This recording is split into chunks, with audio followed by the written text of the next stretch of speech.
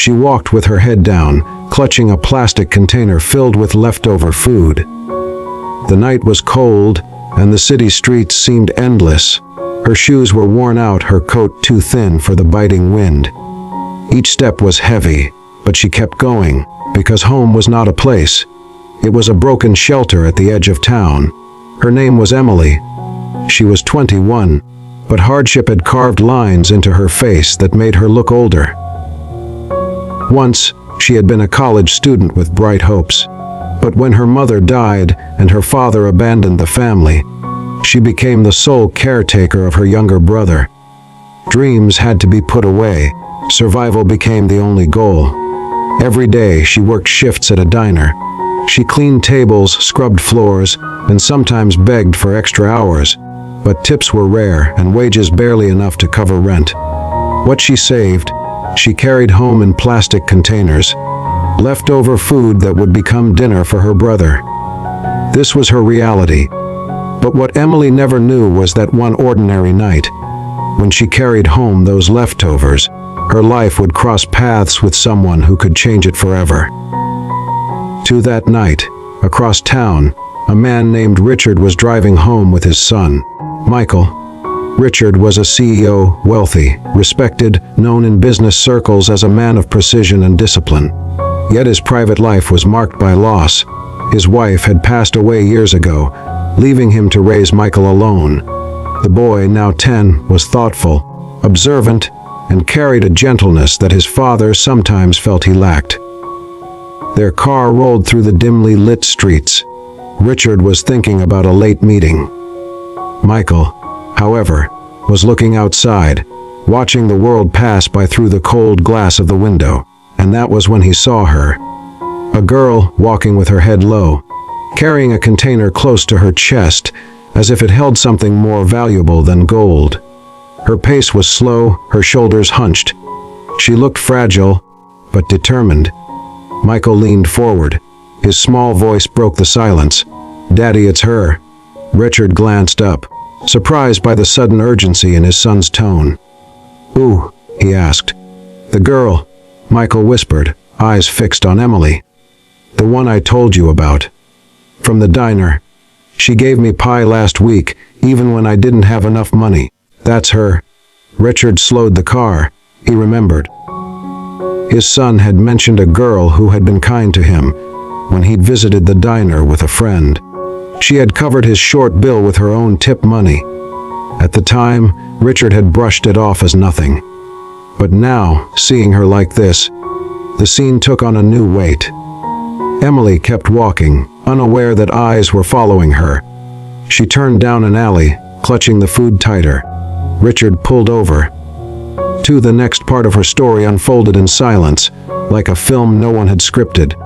Richard watched her disappear into the shadows. A mix of instincts and unease pushed him forward. Against the habits of a man used to calculated choices, he opened the car door. Michael followed, his small hand gripping his father's coat. They stepped into the alley. What they found was not a home, but a makeshift shelter of cardboard and old blankets tucked beside a broken fence. Emily's brother, barely 13, waited there. His eyes lit up when he saw the food. He grabbed it quickly, too hungry to hide his desperation. Emily smiled faintly at him, though exhaustion pulled at her face. She sat down beside him, pulling the coat tighter. Richard froze. He had expected poverty, maybe hardship, but not this. Children surviving in silence, invisible to the world. Michael whispered again, "Daddy, we have to help her." What came next was a clash between instinct and caution. Richard was a man used to contracts, not charity. He did not know how to step into the lives of strangers. But Michael's words pierced through his hesitation. He thought of his late wife, who had once told him that wealth meant nothing if it never touched another soul. That night, Richard made a decision. He approached them. Emily looked up, startled, clutching her brother protectively. Her eyes carried both fear and pride. She was not used to kindness, especially from strangers in expensive coats. Richard's words were simple. "You helped my son once. Now let me help you." Emily shook her head. Pride burned in her chest. She had endured so much already. She did not want pity. But Michael stepped closer, holding out his hand to her brother, who looked too thin for his age.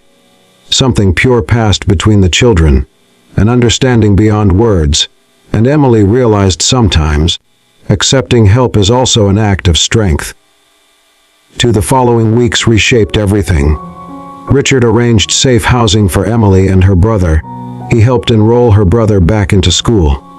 He offered Emily a stable job, not charity, but a position at his company's cafeteria. It gave her dignity, a chance to work and rebuild. Still, the transition was not easy. Emily carried years of struggle within her. At night, she sometimes cried, remembering her mother's words about holding on through storms. She worried about owing too much, about being a burden. But each time doubt crept in, Michael's smile reminded her of the night in the alley. The night a boy's voice had said, "Daddy, it's her." As weeks turned into months, an unspoken truth revealed itself. This was not just about money or opportunity. It was about humanity. Richard saw his own pain reflected in Emily's resilience. He had lost a partner. She had lost parents. Both had been forced into roles they never chose. Protector, provider, survivor. And in helping her, he began to heal parts of himself. Emily's brother thrived.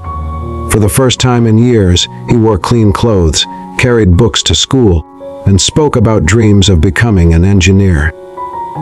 Emily herself began attending evening classes again, determined to finish what she had once started. Her hands, once rough from endless labor, now held pens and textbooks. And Michael? He watched it all with quiet pride. In his heart, he knew that his simple words had changed not just one life, but many.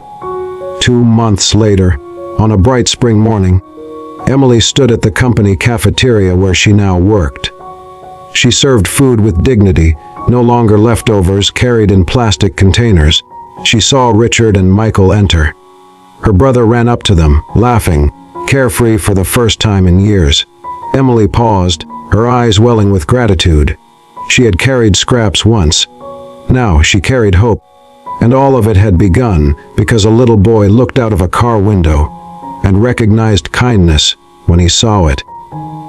Life does not always give second chances, but sometimes one act of compassion becomes the thread that stitches broken lives back together. Emily never forgot the hunger, the cold, the nights of despair. But she also never forgot the moment Michael's voice cut through the silence of the city. "Daddy, it's her." Before we close this story, we'd love to hear your thoughts. What did this story mean to you? Please share your feelings in the comments below. In the end, Emily's story was not about wealth nor about survival alone. It was about recognition, the moment when one human being sees another, not as a shadow on the street, but as a soul worth saving. And sometimes, that recognition begins with the smallest of voices.